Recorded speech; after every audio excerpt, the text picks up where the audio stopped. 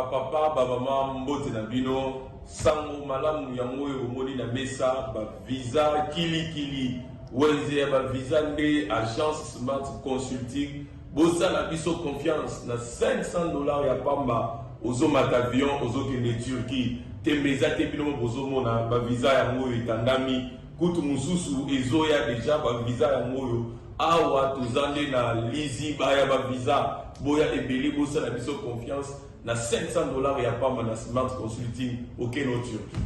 Bon, nous on va doute, pas douter. Awa na agence Smart Consulting, ils ont assurance, ils ont rapidité. Ozola nanga camarade, cousin, cousin, ils ont blague tes en d'autres côté, la réalité. On a plein de check doute le roi yo, le check paiement on l'a rangé, on s'est retrouvé dans 2 semaines, j'ai pas papier check vraiment agence Smart Cosmétique. Thomas, Talandenge, ba visa ici et quoi belé, à une agence de voyage Smart Consulting. Na $500 ya pamba. Ok, na yomboka papaya. Peuple congolais, mbote na bino, tous les cas qui déjà mal à l'ébosso, aux deuxième fois tous les cas les sous, ba visa ya moyo, ya tout visa ya Canada, la fois passée sur le bac ils qui pour la Turquie. Les lots yango ils à Canada $500 ya pamba ozo voyager ozo ke le Canada tourne yo pe ezali les cas d'agence Smart Consulting tous en au Grand Willery $500 ya pamba au voyager au Kenayo Canada au Kotama to au tourisme tous zela yo boya et belé na $500 ya pamba bokei na bino na Canada. Merci biso to kolembate kolobati agence de voyage à l'Okuta bakopaka tambangu Smart Consulting bazabana Smart Consulting. Merci Mbote Nabilo Nyos Sika Bozali Bozana Kinshasa Bozali un peu partout dans la République démocratique du Congo Topé Sibino Mbote.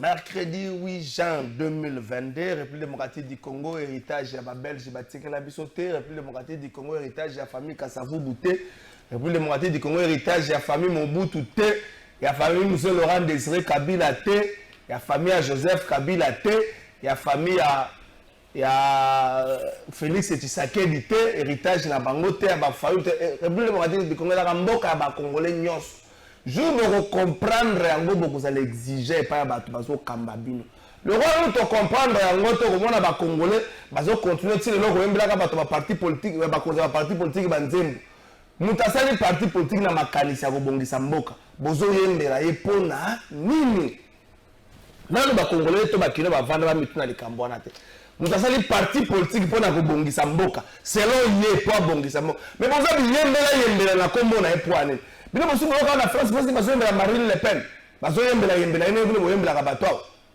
congolais fungola misu zale exigeant na bato bazo kamba Kinshasa licence sonore ko bongisa biso Kinshasa kimia ezalaka te bana na biso pour la plupart la Kinshasa bakobima baburiki na banezo soko lobi bato Kinshasa bakoluka ndenge bafunda yo ndenge na lobi Kinshasa bakonza Kinshasa bakoluka ndenge bafunda ngai bapesa nga teleka ke makamba Kinshasa nalobaka te Kinshasa nuisance sonore leki esika kimia na Kinshasa ezalaka susu te makelele partout côté kuna bakonza Kinshasa botala soki bozolonga to bozo échouer Kinshasa makelele leki makasi babar epai, ba église epai. Qui vous a dit que biso e photo sambela, to biso e photo za la bar, qui vous a dit? Donc il vous a dit même la Kinshasa.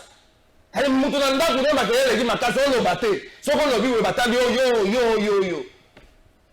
500,000 pe bungi na Kinshasa. Nazo ka ba explication, so na lobi ya ba ko tala ngai 500,000 bungi na Kinshasa. Ba explication exacte. Roi Belge ya ki lobi.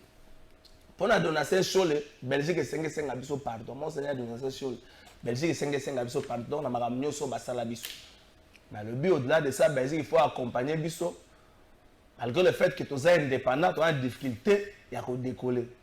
On a Monseigneur de la Seychelles. Azaki lobby na aéroport, batu bazaki na aéroport, moi belé le couple royal belge, akoma ki lobby à partir à 15h. Président de la République azaki kuna, président de l'Assemblée nationale, ba autorité bazaki moi mingi. Les loyo na 12h, roi belge azali bosso ba panzi sango. Bongo azala moi liloba koloba na bana mboka na espérance ya parler du peuple, donc l'espérance d'après du peuple on a roi belge koloba. Ngamo na zomi tuna koloba nini na kobet la biso le soloni.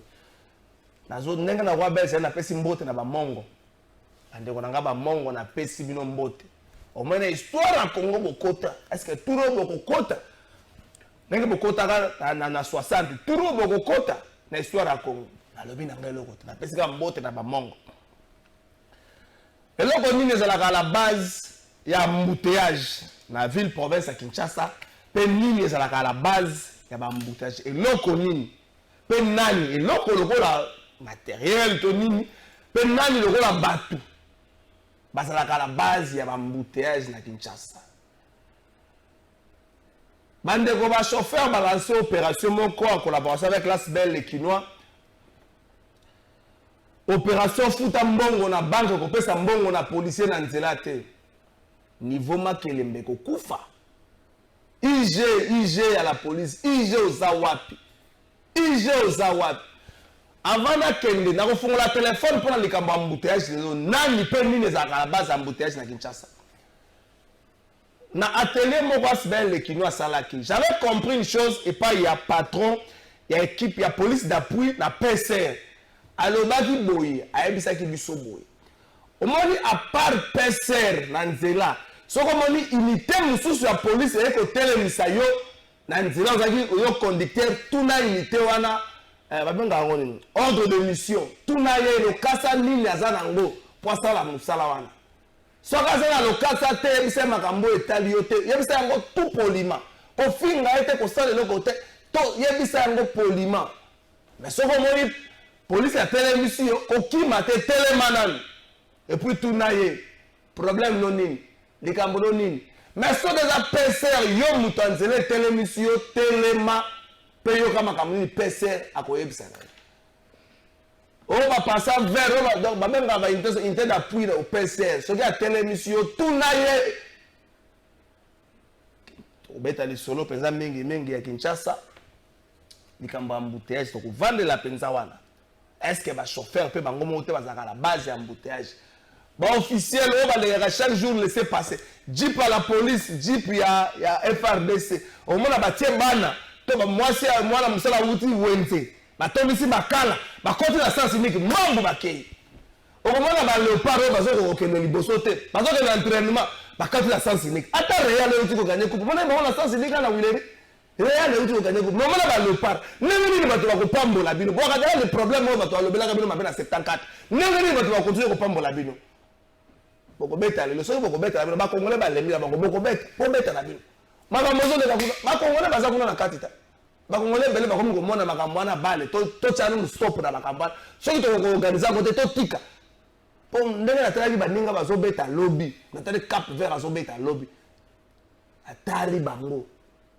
Tali RDC na comparé on a baile à Rwanda beta il lobby contre Sénégal à part qu'on y a tabato Rwanda pesait l'autre côté à part qu'on y a et l'autre côté RDC organisation moyenne zéro organisation exacte de RDC en termes là je parle du sport hein, je parle du foot organisation exacte botaka ndenge na foot les autres d'abord comprendre que côté kuna na beaucoup me fois côté kuna et l'autre exact. Boko beta le bonne chance à bino ceux qui boko gagner bino kaka ceux qui boko gagner te bino kaka bakongona dans bako mo kanisa concert à Wenge boko mo kanisa concert à Wenge o tshaba ene sina concert à Wenge bongo la motema nzamba lingi bino mingi to pesa makasi na ba FRDC ba congolais bandima ko sopa makila ma bango pona mboka. Mais oyo la plupart des Congolais bazana nous conscients à comprendre yango to benga bino na conscience moni militaire azo senga paza handicapé physique ozo finga e donc koloto lobo ekatana gite poza yeko sakananda kuna bango ekatana na champ de bataille pesa e makasi les guerres se succèdent mais l'âme du soldat reste éternelle n'enga armée américaine et lobaka to pesa bango makasi c'est vrai. Tokumisaka général Baouma, général Mbunzababe, Mamadou Ndala, mais il y a des milliers de militaires qui bakufa toyeba ba kombo na bango te. Mais ba famille na bango ba zanga bango, to pesa bango makasi. Tout c'est d'accord pesa makasi, on a musicien, on a mutu da ba mutu zo bunla mboka bozo bo pesa makasi. Vraiment. Invité moko na plateau na biso ya mokola lelo. Ah, isolo na ye ekobaloka mwa bisika mwa ebele. Cordon Boba mis sur la pression. Mbote ndeko trésor à la faille. Ils ont toujours estimé au monde ayo. À mon niveau, bandi ko beta masasi déjà, c'est une bonne chose comme ça pour continuer ko développer ma ramio sur oyo bandi ko loba. Maintenant, c'est on appelle ça pe mbote na bandi ko nyo so ba na prison makala. Ndeko Barnabé voilà na rémission na trop milingano. Barnabé milingano na PC mbote. Ouais, ndeko Ibuya pe ali. Buya na lo makamne na suka. Asuka mzoka na donc ba union so ba kotala biso na kati ya prison wana to pesi bango mbote parce que to na kotala bango donc bazali na remission na mwa trop faut to pesa bango mbote Barnabé milingano ndoko wangu na kusalimia eloko ekotela mutu koleka réseau ezalite eloko ekotela mutu koleka réseau ezalite donc na nyonso ndeko mwa komi bonjour ndeko trésor foot ezo simba te olobi to tika e bongo politique oyo ozo lobela nde simbaka politique soki to stiki yango to koza ba victime nango mais foot aza to tiki yango yem sa soki le part yo sala nango te le part foot ezo beta nango te lelo ne kozanga na vie na biso eloko te soki le part foot ezo beta te lelo kozanga na vie na biso za te mais soki to tiki politique makambo to komona oza d'accord na ba congolais que le foot na mboka na biso c'est un véritable mal à la tête. Il faut peut-être tout bossa nango. L'organisation ça ne change pas to banda ko bele lango to lo bango l'organisation change te ba tape ba saka ba yanke so ebisi bango ba ko biso non toi tu sais pas comment gérer les choses.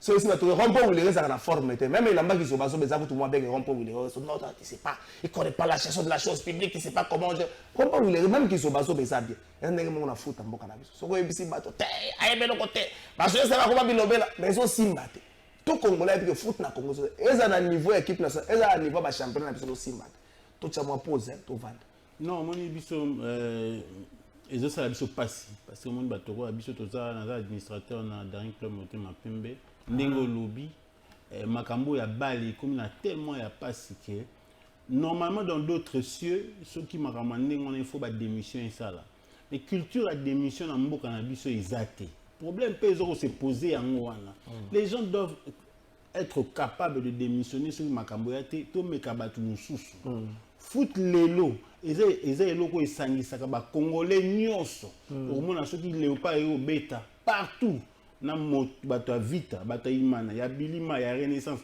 bango nyonso basanganaka nze bango nyonso basanganaka na bato oyo balandaka kutu bale te lelo na bamama bakoma kotala makambo ya bale donc soki tobongisi kote wana te ezosala pasi makasi donc neti lelo bato kutu otuna bakino nyonso lelo baza déçu makasi nayebi te soki ndenge nini match lelo bato bakotala yango lelo bato batala nayebi te j'espère que ministre à sport aza kolanda biso bazwa ba mesure pona ba championnat na biso bato afe kofa hein championnat parce que biso doit s'attendre foot au monde na mikili ya poto eloko ko abale eza organisation bato ba se prépare ba bi ke ba robeta CAN ba bani déjà préparation 5 ans avant ba bi ba robeta coupe du monde ba déjà c'est préparation 5 ans avant au moins ba chinois ba na mona ki documentaire mo les chinois eloko baza ko sala pona makambo abale to kozonga un jour na plateau ko kam ba internat bana il y a 10 ans il y a 5 ans pour la coupe du monde à venir pour les jeux olympiques pour les championnats bah si ba internat bango bazo préparer donc on va dénicher ba meilleur ba internat internat on va préparer donc coupe du monde en 2022 bango ba si ba na préparer il y a 10 ans ceux to sali ndingo na te biso toza to la muna tongo to ba jouer papa ba beti entraîneur ayo kaka langue na ba jouer te ba se comprendre te c'est ça le problème. Donc, surtout le cas entraîneur à qui ailleurs à Salib Exploit. Et ici, nous avons des gens qui peuvent entraîner. Non, mais au-delà de ça, l'entraîneur va être victime. Il y a des dirigeants sous. Par exemple, je parle de la fédération. Lorsqu'on impose aux entraîneurs, aux joueurs, mais il y a un lobby. Tout d'abord, tout entraîneur na biso. On ne peut pas donner beaucoup d'argent à un entraîneur et le résultat est à zéro. On ne peut pas le faire. Tous on va jouer, va entraîner dans un bisso, et puis tout ça sérieux dans FECOFA, tout ça sérieux dans le ministère il y a sport. Tout qui peut croire dans le bureau au match D1, au match 1-0. Le foot, c'est les moyens et c'est l'organisation. Qui citait et l'autre côté. Organisons-nous. Celui qui s'organiser, l'élo, lobby et au Simba. Organisation le même jour. Tout on a déjà psycho qu'on préparé en 2024. Tout on a déjà psycho qu'on préparé Coupe du Monde en 2026. C'est maintenant que les choses doivent se faire. Exactement. Tout le monde qui a tongo, joueur, il faut que tout le monde soit là. Tout le monde soit VRP, joueur partout dans le monde. Tout dénicher un talent. Tout expliquer un talent qu'il faut que tu la mboka na bino. Mais pour que la mboka na biso, il faut organisation. Il ne faut pas décourager ce petit. Il faut que sport. Il y a un message comme bonjour, de votre trésor, bon le politique s'il vous plaît. Botika sport. Ba Congolais ba lembi. Mais c'est normal. Avec des gens qui se prennent pour des dieux, au bayo que la rabattu, tu sur le bango baye baganyo sur ba lembi. Mais déjà, Botika, secrétaire général Mouassala, 20 ans sans résultat dans le sport. Secrétaire général du ministère du sport. Mais oui. À ça, combien d'années? Résultat dans les années. Surtout dans la culture à résultat, rien ne va marcher. Moutounion, c'est fois à la responsable. Oh, à coquiter, à ticket il y a beaucoup de gens ici qui sont allés en Europe, qui ont fait des études sur le sport. Par exemple, on a papier pour le sport. Pourquoi vous avez kabatou en athée? Ah, ça m'a c'est ça le problème. Il y a des gens qui sont meilleurs. Nous sommes dans un domaine où excellent. Pourquoi laisser à des gens qui aujourd'hui sont obsolètes? Même l'ordinateur va faire la mise à jour. Mise à jour est hâtée. Nous avons fait à Kenya sur le sport à y éviter. Tout a changé. On a un séminaire chaque fois. On a un séminaire de formation 3 fois. Mais c'est avec quel résultat? Et encore, on a licencié en droit. Après 5 ans, ce que vous avez pratiqué, c'est ailleurs, au Bosana. Parce que le monde évolue. En informatique, ou de bon, on a sport. Tout à la tête. Championnat de la Tout tika pardon, tout tika mama championnat on a roi belge avec lobby. To beta za mso tali sur roi belge na tibako tali belé. Lobby na triomphal 16h presque na mona ki batu bazo kabola mbongo. Na boyi ko tanga komba parti politique ba bati ba balati ba polo ba short à parti politique moko ba 16h30 17h moi batu bazo kabola mbongo. Donc bango nyati se bango ba telemaka po pesa roi belge mbote bazo kabola mbongo. Bandeko toyokana mboko za héritage à batuté. Na bino batu bazo kabola mbongo. On dit que c'est roi belge, mais la triomphale, mais nous comprendre donc tu fais une mboka parce que roi de Belgique a Zoya, vous êtes tunda batu ba kata misala na bango. Nous avons journée de chômage. Ministre de la communication et médias a journée de chômage. Mais comment est-ce que tu peux kotika makambo nyonso to ko ça après tout ça la bloquer parce que le roi vient? Non, tout est esprit à colonie. Est-ce que sommes-nous vraiment indépendants et libres? Non, nous sommes indépendants et libres. Sommes-nous vraiment indépendants? Non, est-ce que le roi belge Mutalobi n'a bino bolo balabatuba que non? Non, non. Et ça y était Mutalobi n'a biso. Et nakala. Na peso anecdote mo muke. Nakala. Pour mutu komboneza à trésor, bazo imposer. Netsengo tamsu ngazara kala faira mazani. Ba imposanga, bazo imposer ndi ba para po pesa ngakomba trésor. Tezelati. Président Mobutu. Lelo oyo. Yo moko, pour ça mona kombo ntimba, tondo fuso, uzomona pasi ke aza na prenta za kando fuso. Et là moi passe dans yo moko na dit to comme là, problème il y a dépendance moko mentale. Toi la dépendance mentale. Quand le secrétaire général je cite son nom Augustin Kaboué appelle les militaires de l'IDPS pour que le Yamba roi ba réserver na quel chaleur na roi belge. Ngolo ban. Soit tu as vu que toi ba chômeur toi le constat yango to que le Yamba roi belge. Parce que toi le constat la combien ngapsi to que le Yamba roi belge. Faisons le contraire. Est-ce que tant que le président Fachi Akendai Kuna, le roi a sengi baya koyambaye, a sengi basa la mobilisation pour bayambaye, ça n'a pas de sens. Nous avons beaucoup de problèmes. Aujourd'hui, que le roi vienne, c'est une bonne chose, oui, mais à mobiliser les gens pour aller voir le roi, c'est dépasser ça. Tout ce qui est l'esclavagisme, où il y a Mundele, il y a une solution. Mundele a une solution. Car à ceux qui intéressent les alliés. Donc, on est dans une république des intérêts. Ceux qui bango baroya, baya, bakonzi bakutana bango, comme on a un Sénat, c'est bien. Comme on a un Sénat, c'est bien. Comme il va faire le discours, c'est bien. Alors, le la population dans le journal d'Espagne n'a pas du peuple. Oui, Aloba, c'est une bonne chose. Mais il faut dans ces choses-là, il faut la Belgique, il faut que pardon dans la Belgique. Oui, biso, moni biso neti biso na Équateur, bakata biso mabuku pour na caoutchouc hein. Apesi ka bandeko na nga bambongo mbote. Est-ce que kane ana ko retrouver ko zonga na turo to ko tika. To boyimbo azwa ka boyimbo azwa kane. Est-ce que ko zonga to ko tika. La boyimbo mi balaza wapi ko ka boyimbo. Zela biso kane wana. Non, nous devons évoluer. Pour évoluer, il faut que Tolingite Kezala avenue du roi belge est égal à avant est égal après. Avant est égal après, donc tout changer dans la mentalité. On a il y a ceux qui le roi belge à Koya. Qu'est-ce que ça va nous rapporter? Moi, je voudrais savoir, si le chef d'entreprise, c'est une bonne chose. Si que doter armée na biso oui, cela 300 millions selon moi 300 millions. Si c'est ça, c'est une bonne chose qui peut aujourd'hui n'armer na biso. Ko aider armée na biso na bitumbo to na ba M23 na ba Rwanda. Ça c'est une bonne chose. Mais pourquoi mobiliser les gens pour ça? Comme Balobi, ils ont joué chômé, payé, Tessiko et ça. C'est ça le problème autour de Namboka. Tout évolue dans le Namboka évolue. On est en 2022, on a les problèmes le quoi en 1960. Le roi Tozongazi, le roi président, image en total, le roi belge qui est président de la République, c'est au pied d'avion Balobaka. L'autorité le président de la République, quelque chose de normal. Non, ça c'est normal. Ça c'est normal. Batu bakata misala basala nini pour na bakina ko yamba yenge parce que toza ko beta moi c'était Tolingite.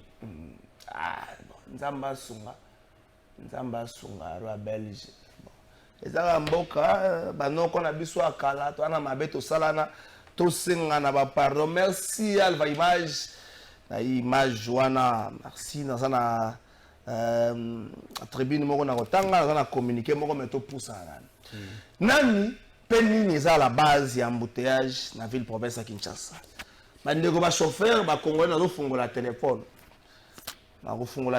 nani penini za la base ya embouteillage na ville province ya Kinshasa na préférer avant tout répondre tout un élément il y a séminaire Asbel Lekino Salaki boyoka ba intervenant bazaki belé batna batu apesa ki pona bango ba raison batu mususu Kinshasa nzela ezalaka te batu mususu ba nombre de véhicules l'équipe nzela ne belé yango zo sala ke to sala bongo maintenant yabisa bino pe le kamoko déjà transquois lobaki bandeko avant to apesa image déjà transquois lobaki boyi au moni chauffeur à Trasco na molimo ya moto mbangu bitambola lokwa azwi marine na kaneto soki chauffeur à Trasco sali mbeba soko za numéro déjà Trasco te filmer yango stango zo filmer kota sali mbeba filmer numéro ya biso monana tindela na numéro ya plateau de vérité to tindela déjà Trasco chauffeur wana ko zambana o mikolo ba chauffeur à Trasco ba komi na molimo moko boye on dirait moi malamu te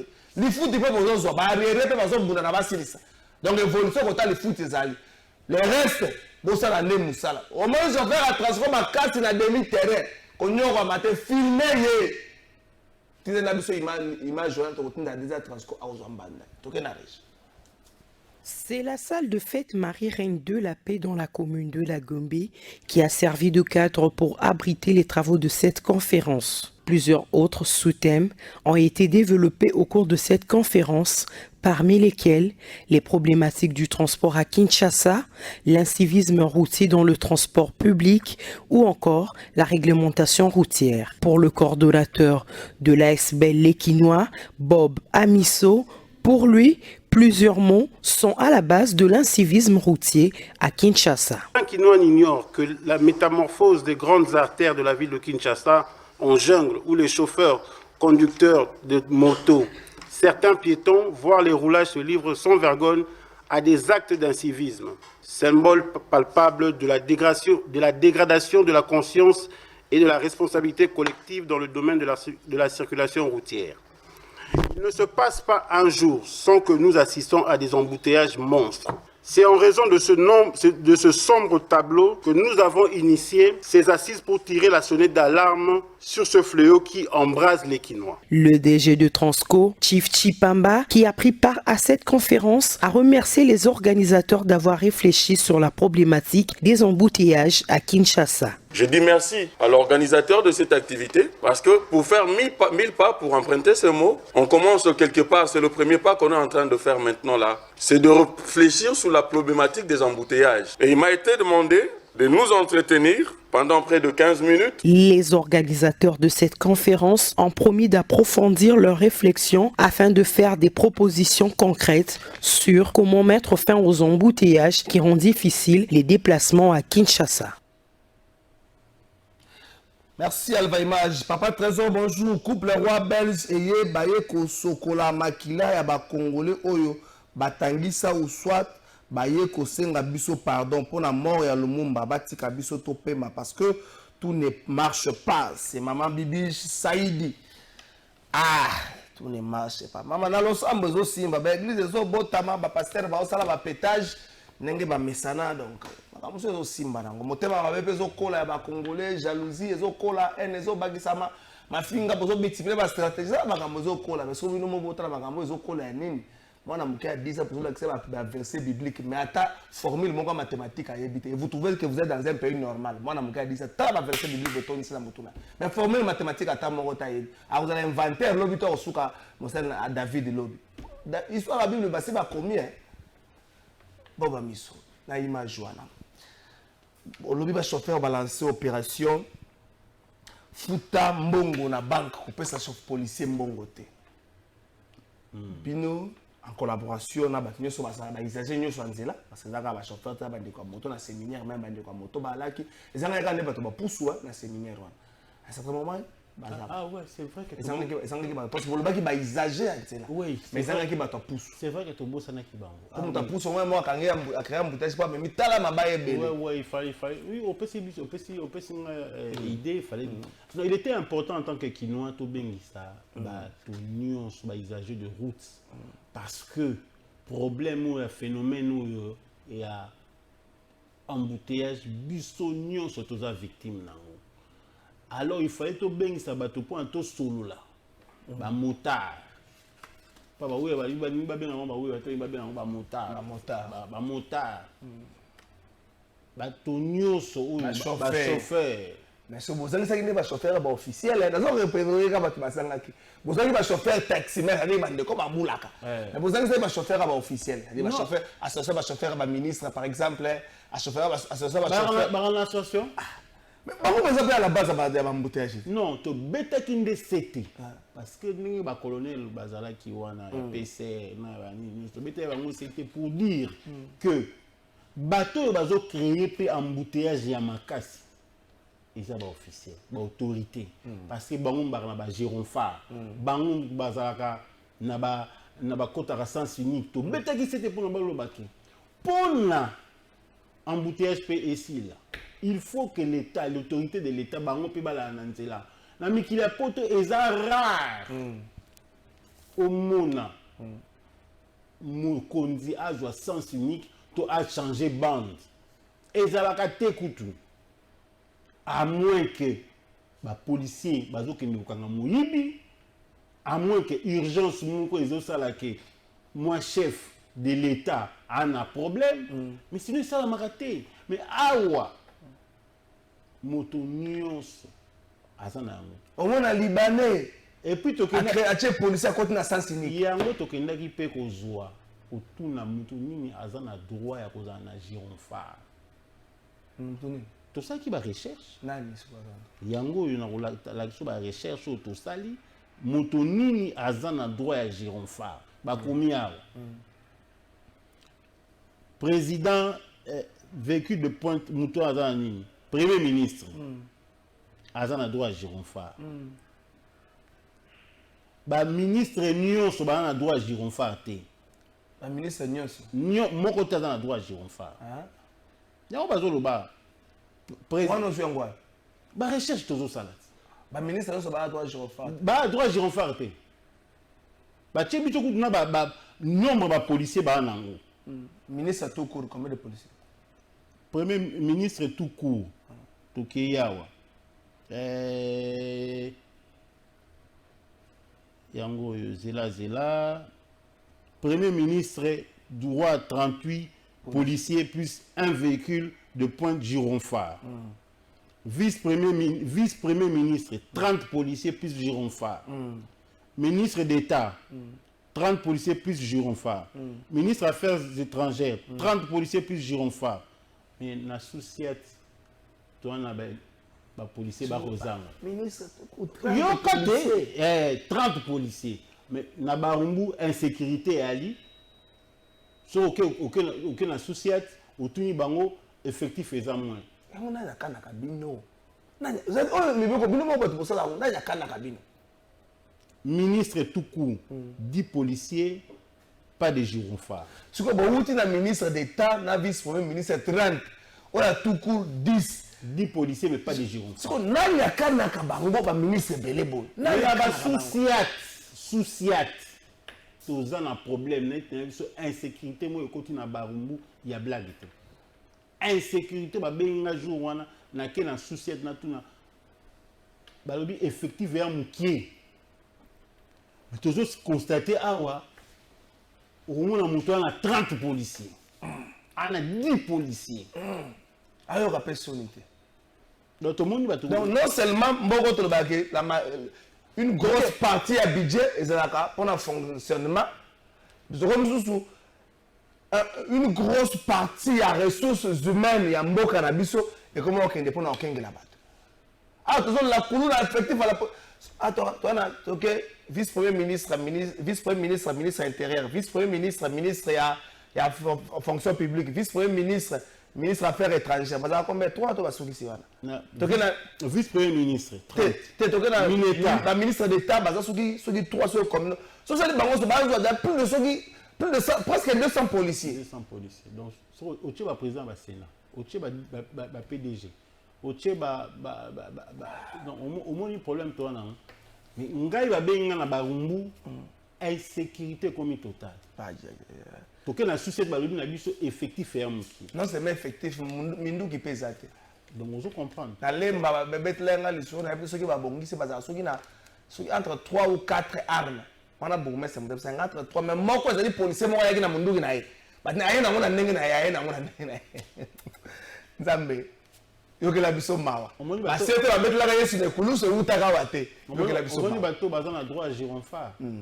Si on a la base de l'embouteillage dans la ville province de Kinshasa.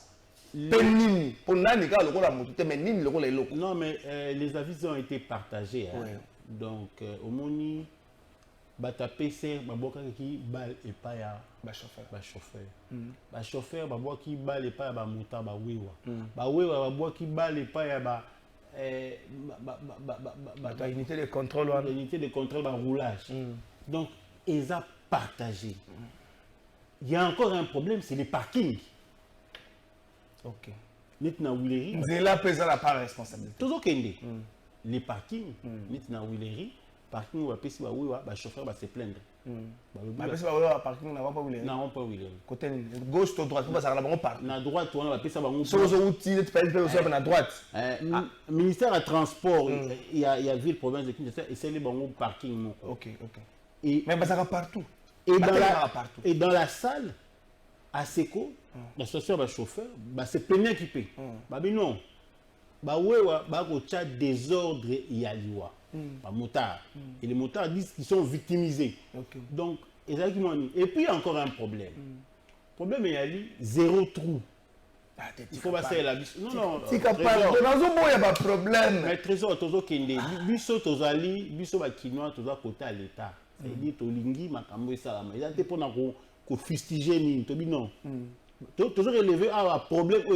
Quand je parle de zéro trou, c'est-à-dire initiative ou un bazui, ils sont louables. Il faut pas ça là parce que parmi les problèmes où tu dois connaître, ils ont boulou manzela. Deuxièmement, route secondaire. Bas continuer comme ça la route secondaire, ne ba sali o ya na se à point à makelele wana. ça awa okokota comme les gars c'est le mot bimba mo na likolo côté Babilo on en a besoin parce que ils ont dégagé Nzela. Mais est-ce que l'échantillonnage à Nzela tout ça on a qu'ils allaient en bon état? C'est aussi ça le problème. Il y a un autre lobité et puis on avait l'ingénieur Michel Wumbu qui a bêté biso fait les solo. Babilo on sou ba célébrer biso il fallait pas ba ça et la biso. Donc on saute mouton. Et là, bassin Nzela a sauté mouton. Pourquoi saute mouton? Babylone, pourquoi saute mouton? C'était pas prévu. Parce qu'il y a le plan directeur de la ville qui existe. Mais il faut battre en œuvre. Parce que si on battre en œuvre, Babylone, ça veut dire on ne peut pas inventer la roue. Partout au Kenamini, ça veut dire trop inventer la route. Et puis, bon, le gouverneur de la ville, le gouverneur de la ville, ça y est, battre la caméra. Hein? Mais bah tu as la caméra dans le lac. Et ça, au tout général quand on a la que à no filmer bah toi bah quand la sens unique tu l'image de mon na tête. Donc Babylone ko wana nyonso soko sangisi yango monte yo sala ki embouteillage là. Biso to ba ki civisme routier parce que la conférence était sur le civisme routier. Civisme routier o ezo lo bala moto na moto. Est-ce que bah tu ba ko tout ça? Mais dans le Bible, trésor, ceux qui te salient en côté, ceux qui te salient, est-ce que tu vas te saler? Congolais, ceux qui vous ont dit, ah, tout le monde, Laurent Désiré Kabila a bêta au film. Bazonga. Mais est-ce que vous avez mis au bêta film beauté? Non, tu as bêta film beauté, mais tu as ça à Makambébélé. Par exemple, le montazo de calendrier a sali et tout. Bon, qui tient la voiture, mais pendant une heure, il faut faire la voiture, on bouger. Net, c'est mon avis, tata, moi, je ça va mal. Le baki, madame Bloco la bosse, tu peux moni, on est beau kangaka, tu peux s'en gaba man, des amours passés, moni mouton, des amours qui papier mouchoir. Beau kanga été, beau bête film, tu peux s'en gaba, tu peux zuika, comme autant de 1 kilomètre. À combat, on voit kangi, ça va bosser. Mais c'est ça. Et que ça va te bien dans là. On a habité, moto par exemple, parce que les mbeba, bouffant d'ici, on va pendant une heure, au fond de la car, on va bouger. Donc, il fallait qu'il y ait un moussala, raté moussala. Soit il y a un rendez-vous à rater rendez-vous pendant une heure, 2-3 fois à Bandela. Mais voilà, le ministre Benin va au généreux, même pas. Bafandi wana. Moi, bana général. Mais bah, on a laissé passer. Donc, bana général, on laisser passer. Parce que nous avons M23, tu vas se sentir non, au moins, l'État, l'autorité de l'État est zonée dans Mboka Oyo, on a bébé pour ça. Parce que tant que tu as des conférences, on a des discussions, le problème, c'est que l'État. Est-ce que l'État est faible? L'État congolais est faible. Je n'aime pas dire ça, mais je crois que le problème est à un niveau à l'État. L'État a un problème parce que place nous sommes zonga. Toujours on a la défense les autres pas à l'État. Parce que yemo azo buka mibeko, yemo azo ko zonga sabatu na nzela te. Il y a une autre conférence on ba ki comme bandeko nyonso ba pesi bani na bango. Tu peux couler en la mémoire, tu peux sa président de la République, tu peux sa premier ministre, tu peux sa gouverneur de la ville. Ma canisia va tout nyonso, ma résolution, ce que nous pensons aussi de ça. Sur campagne, il y a bon la banque, on peut s'embonner dans la banque à police. C'était où tu es là?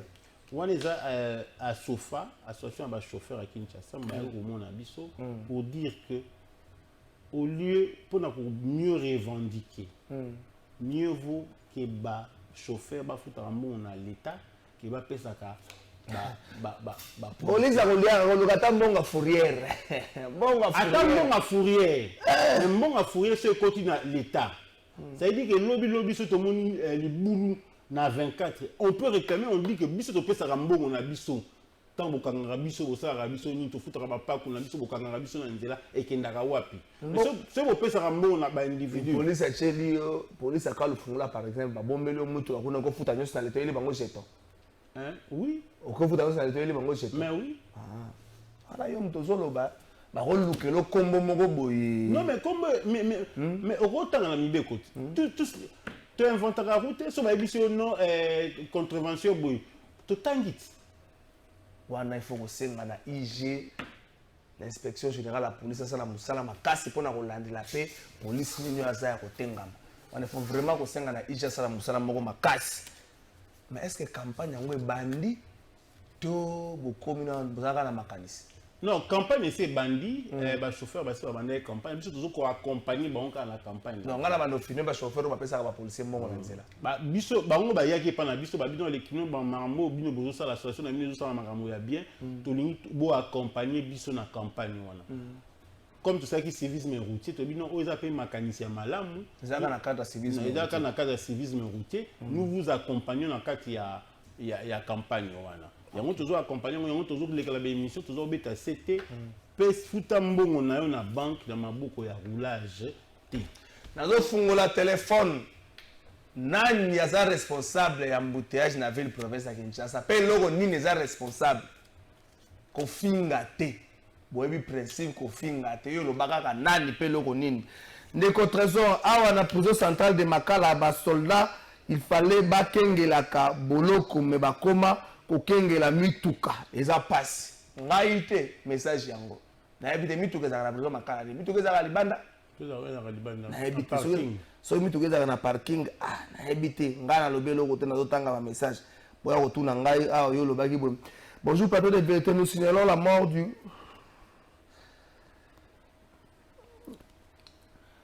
Bonjour trésor congolais, il faut alongwa nanu mondimi bakoma basosoli wana Congo eko charger poti lelo batu oyo bakufa pona mabele ya Congo bazui lisusu kanda makasi na koyamba lisusu batu oyo babomisa bango mais roi belge ayebaka ke oyo eza mabele ya kimbangu cop na ye ekosimba te ezala pape wana toza na besoin na bango te eza lecture en dekonga na likambo koloba te. Je suis votre émission depuis je suis votre émission plateau de vérité, ça nous édifie. Félicitations pour votre émission. Merci Ndeko. Bonjour trésor bakonzi ya mboka oyo bayebi te ke roi belge azana boyei malamu awa te po biso bakongole tosepelaka na ye te. Roger Kanda. Bonjour lelo foot ya RDC ekomi pasi ke tangu tozalaki na Kabila mais lelo Félix abomi nyonso c'est Jordi Ndekambi. Bonjour trésor ndeko invité ayebisa biso soki mboka oyo ekobonga ndenge roi belge aye awa eza vraiment pasi pona UDPS Lucien Mbouyi. Bonjour trésor foot ya RDC eza lisusu na posa te mboka ekufa kala makasi vraiment pour Félix aloba yango Mike Lokole. Bonjour trésor lelo roi belge akoloba nini devant ba journaliste po mabe oyo basala biso babosana yango déjà. C'est trésor Kamala depuis Gombe. Mabe ba roi belge asala biso habité batu nyonso ki mboko yo kobonga lisusu ngala na espoir ke mboka yo bonga donc ezape mboka pone bonga il faut biso nyonso to tcha maboko na biso batu bakanisaka question to fani to la muki mboka ebongi mboka ebonga dans le travail mboka ebonga dans le sérieux toza la sérieux to sala musala ata musala yango eza ya lifuti moke mais soki tokosala musala na biso bien il faut permettre que mboka lobi ezala nini et puis tous en respect il y a ba texte tous en respect il y a ba konzi tous en respect il y a prochain ba konzi peut pas en respect à peuple vice versa pour on dire ba senga mingi na petit peuple non respect au moni petit peuple mutana na pouvoir parce que na congolais ba yeba ngona non les congolais ne savent pas ça non mais c'est les congolais qui ne sont pas exigeants ba votaka oui ils ne sont pas exigeants. Ah, on a commencé à voir pour ça, ils ne sont pas exigeants. Non, mais si quoi, tu sais, trois processus électoraux. Président de la République, que les Africains ne sont pas exigeants envers l'autorité. Non, ça veut dire que Balobi, par exemple, Motoboui, ou peut-être qu'il y a un mandat. Vous savez, bilan naït. Quel est ce Quinois? Avec le retour de la première ministre, l'opération 0-3 bilan naït. Quel est ce Quinois? Mais tant que tu as la télévision, tu as des solas 0-3. Quand tu as la télévision, tu adresses à premier ministre. Non, mais attends, ok, il faut y avoir un bino. Kasi ba correspondance sur les gars, belé besoin nango. Ça m'a le compte, il y a la correspondance sur la terre. Non. L'interpellation déjà que nous faisons ici. Mais il faut pas qu'ils aient l'eau personnel paix. Parce que bah, tout le monde comme ça, mot personnel. Il faut une interpellation de ça la Premier ministre. Le Premier ministre, il faut ça qui conférence. la conférence du Sola Zéro Trou et Bimi. Quel est aujourd'hui rapport Rwanda ya Zéro Trou? Ça la sourde oreille. Mais ce que ça sourde oreille, à la candidate. Premier ministre, il est candidat. Ah, Premier ministre, il est candidat. Mais dans le lobby, attends, il est candidat. Soit vous avez le lobby dans la nomination, non, mais tu as un bilan à défendre. Non, c'est le chef de l'État. Pas besoin de ça. Non, mais tant à l'écart pour une année, à l'écart dans la télévision, à tout le monde, ngai boyi, ngai na sala boyi, ngai na sala boyi. Et ça un bilan au défendre. Tous à la kaba konzi pour na biso murote, to kaba konzi pour na peuple. Peuple il faut y bakebi non. Ndeko kala fa ndengo za wana émission na yo. Osala ngo pour na yote, osala ngo pour la bateau batala ka yo. Ceux qui bango balobi que non émission non ndeko motalobi bo na sepela na émission na yo, ça dit que osala musala malamu. C'est comme le Premier ministre, c'est comme tous les ministres. Bon, alors ça, nous pour la famille n'a été. Alors ça, nous parce que Batumoko Baaliwana, Baos attendent un résultat. Il faut que tout un chacun de nous, tous en place, nous sommes allés. Quand pas Premier ministre était, même nous dans Congo Web, il faut que cette qualité image à bien, émission à bien, film à bien. Même nous tous à Kombola bien, même gouverneur de la ville, les longs. Faire ma poche si là, donc la putain là, qui se mais tout ça. Oui, bimaka na poche, ça dit, nous sommes belles, la zone qui se manque, on se gagne et puis met la poche. Même biso na kati association, il faut que na souka tous dans la bilan moko bien. Association pour créer association. Pour la nini. Et ça pour la nini. Pour la bo sanganaka, et ça musique tout ça la nini. Bonjour monsieur le journaliste, problème il y a embouteillage ezali, problème il y a banzela exacté. Attends, pour la congolais, on devrait passer message na bi banzela exacté. Mais donc na régie total la élément oyo bon temps tozonga ka bana fungoli téléphone ministre Tony Mwaba azo continuer itinérance aza na province ya Kasai central précisément na Kananga akomaki mokolo ya lobi botala ndenge nini makambo le kayi bon temps tozonga na fungoli téléphone to bien na numéro ya 082 wando le kan direct na numéro ya 082 37 31 690 on le kan direct boye sa biso nini za la base ya embouteillage na ville province ya Kinshasa.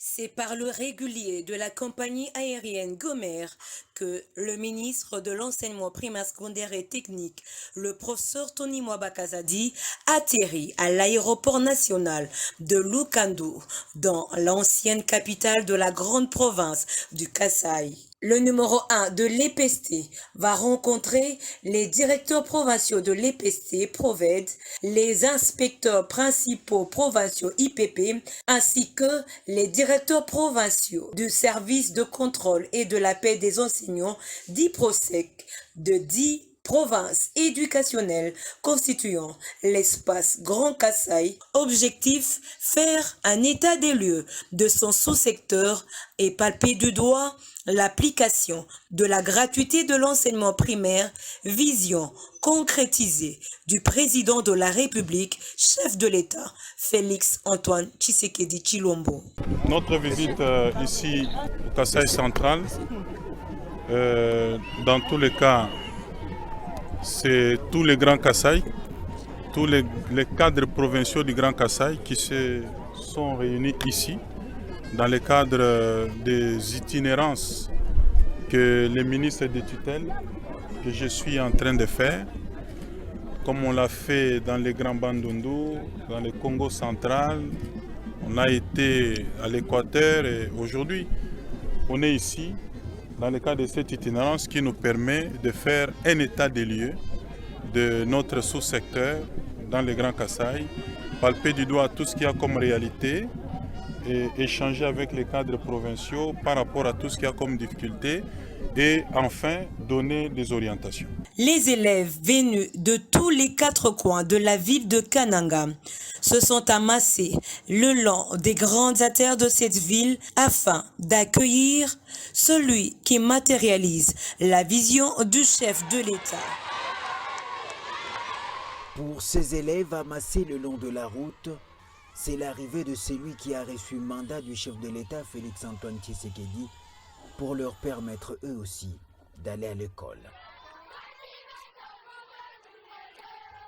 Voici la joie immense des élèves de Kananga qui ont décidé de stopper le cortège du ministre de l'EPST pour lui. Merci Alva Image. Bonjour plateau de vérité juste. Naebisa na invité après Sabiso pour na makambazolo baba gyrophare après Sabiso base légale. Wana bandeko ba congolais na fungoli téléphone. Na fungoli téléphone na naza la base ya embouteillage ya na ville province ya Kinshasa. Na fungoli téléphone. Embouteillage na ville province ya Kinshasa. Ba kondi ba chauffeur taximen bandeko ba kumbaka moto to bandeko ba wewa. Nzela to ni mutaliboso yo to yamba ye. Allô, bonjour Ndeko. Bonjour. Oui Ndeko, dimne volume ya télévision au moins moukié pour tout le comme madame. Oui Ndeko, pour na yo nana za la base ya embouteillage na ville province à Kinshasa. Ouais, papa, na lingena répondre d'abord na mutu aza na plateau. Vraiment, naza kokamwa alobi aza mutu azo administration. Aza avant ça l'association il fallait vérifier l'association nini ezali avant ça l'association na bangwana va vérifier na secteur wa koti l'association eza combien. Te bango baza na association na secteur à transporter. Bango baza na secteur à transporter, bango basali kaka musala moko autour de ça. Bango baza na secteur à transporter. Yango no loba a ignorer association ya ba chauffeur de l'état ezalaka na yoki alobi. Ah OK. Ah, association ba chauffeur de l'état. Ah OK, merci pour la précision Anna. Abi ezali. Ezalaka oui, je n'ai dit que ezalaka. Na dit que ezalaka. Ya association wana. Alors, ils ont reconnu juridiquement. OK. Alors, il faut se d'abord dans langage wana. Merci, to kopesa eba élément na rodakzu numéro to zo zwango to kobengo na soka po pesa ba élément bino po pesa ba préoccupation na bino na association na musala bazo sala. Merci beaucoup. Merci de songa biso kate pa na poto zande ko mususu. OK.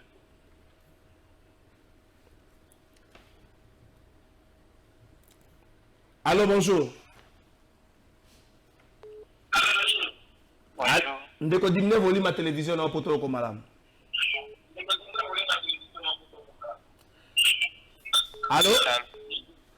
Ndeko pona yo embouteillage na Kinshasa nani pe nini eza à la base nango. Ndeko dimne volume na télévision na yo.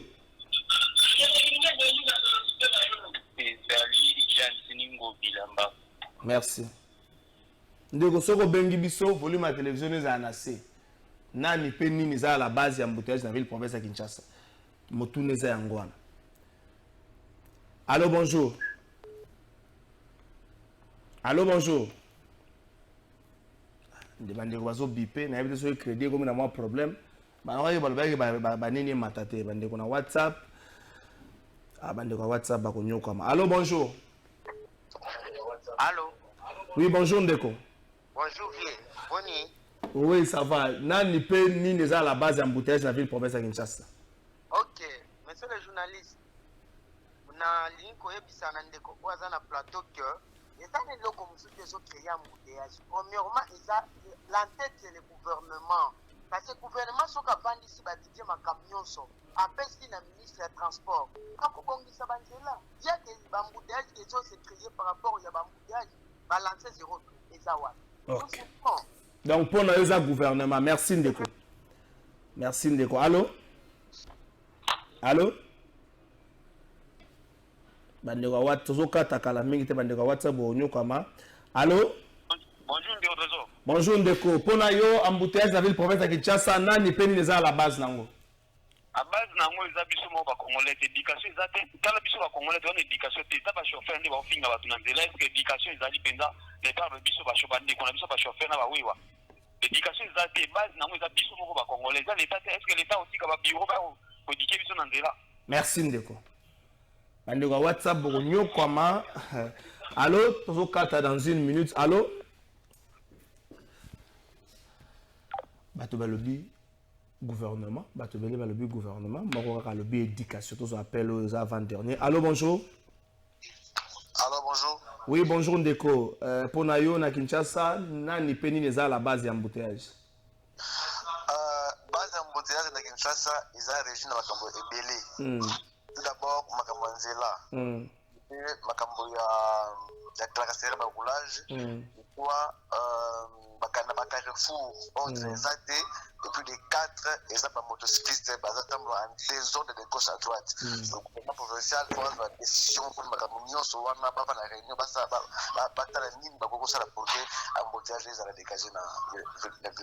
merci Ndeko. Donc, le tout dernier appel sur le côté tapé, ok, on est congolais, bazoloba, attention le bel éducation, gouvernement central, le tout dernier appel. Allô, bonjour Ndeko. Allô, bonjour. Oui Ndeko, pour Nayo, na Kinshasa, nani peni à la base à l'embouteillage. Bon, on a un chauffeur embouteillage, ils ont la base, non, il y a toujours un chauffeur, patate pousseau. Ok. Il y a mis balai. Ils allaient par roulage. Par roulage. Il y a mis ça tout. Et pour na ba généraux, na ba politiciens, ba on ba créer ba embouteillage pour ba deuxième bande, bazo kipe côté l'autre côté. Merci Ndeko Nangai.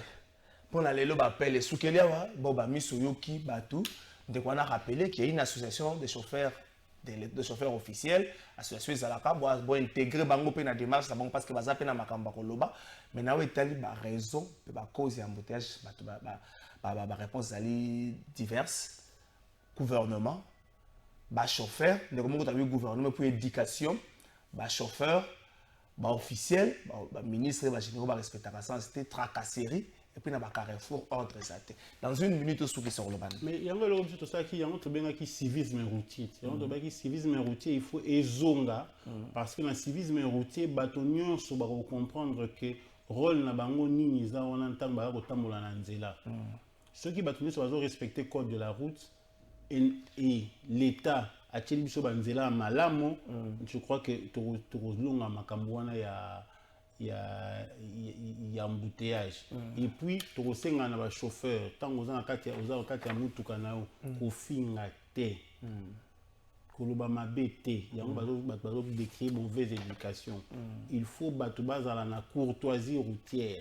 Et c'est très très important. Merci Président Boba Misso. Tribune de Gauthier Sey, Alpha Image, na refunda 30 secondes na refunda. Na 3 minutes na koma. Scrutin 2023, élection dans les délais constitutionnels, une vue d'esprit. Tribune de Gauthier Sey. Selon les sources concordantes, l'état de lieu de la CENI n'est pas encore exhaustif. On l'estime à 30%. À côté de ce nœud gordien, il faut ajouter les timings à consacrer aux appels d'offres, à la passation de marché, à l'acheminement du matériel électoral depuis les pays de production jusqu'en RDC. Son déploiement à travers les territoires, la formation du personnel d'appoint estimé à 3 mois, l'arrondement des électeurs soit 6 mois à 1 année. Autre problème, les électeurs seront-ils ou aller voter avec cette réorganisation tardive du bureau Kadima?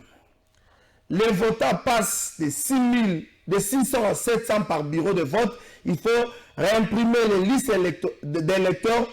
Une autre contrainte logistique de taille, quand on sait que Kinshasa compte à lui seul plus de 4,457 millions d'électeurs, soit 11% des électeurs du pays.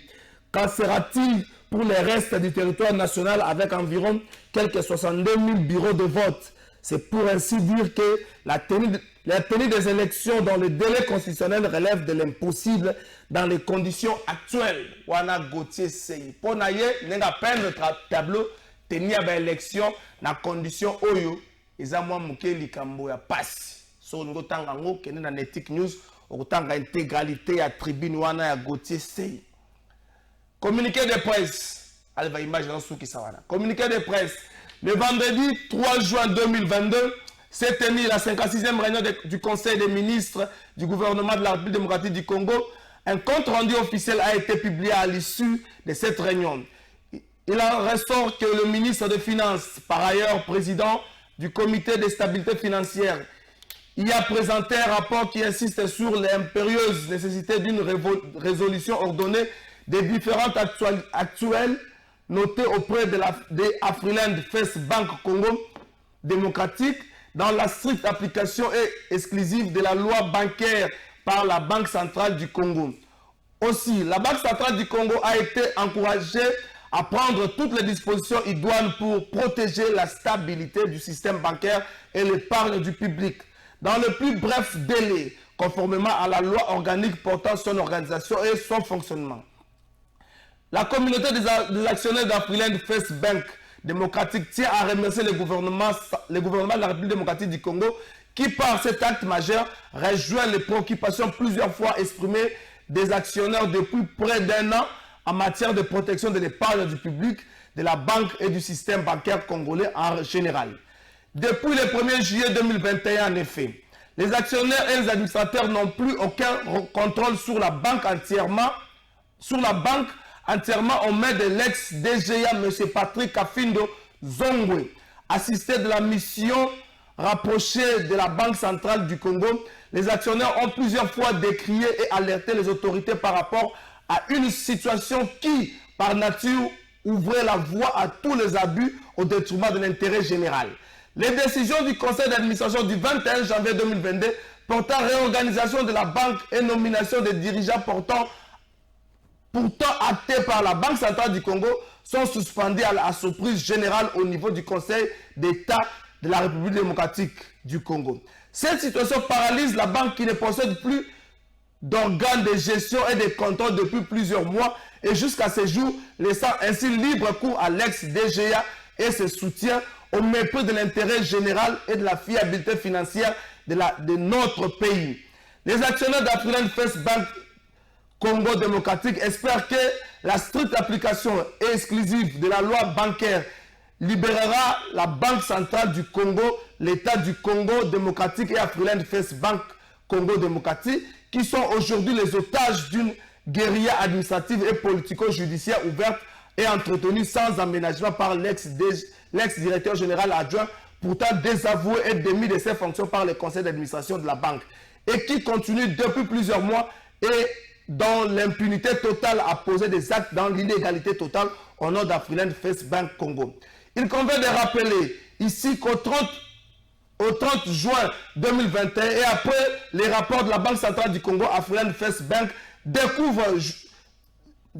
jouissait d'une excellente situation financière avec des fonds propres de base de 48,4 millions et respectait tous les ratios prudentiels.